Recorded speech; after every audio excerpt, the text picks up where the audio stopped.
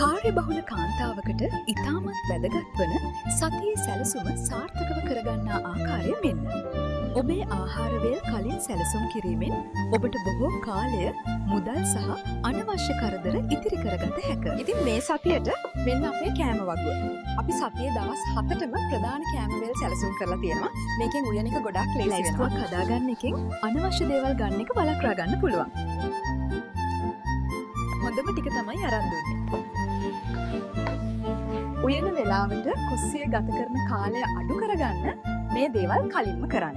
ඔලවලු කපන්න, කොළ වර්ග තෝරා පිරිසිදු කරන්න සහ ඒවා වාතය රහිත භාජනවල දමා ශීතකරණය කරන්න. පොල් ගාලා පැක් කරලා, මිරිස් කුණු පැක් කරලා, ඉඟුරු සුදුරුණු පේස්ට් හදලා තියාගන්න එකෙන් විනාඩි 15-20ක් ඉතිරි කරගන්න පුළුවන්. මුං ඇට, කඩල වැනි දේ කලින් දින රාත්‍රියේ පෙඟෙන්නට දමා තබන්න. මෙවැනි සරල සැලසුමක් මගින් කුස්සිය වැඩ කටයුතු වඩාත් ක්‍රමවත් කරගත හැකියි.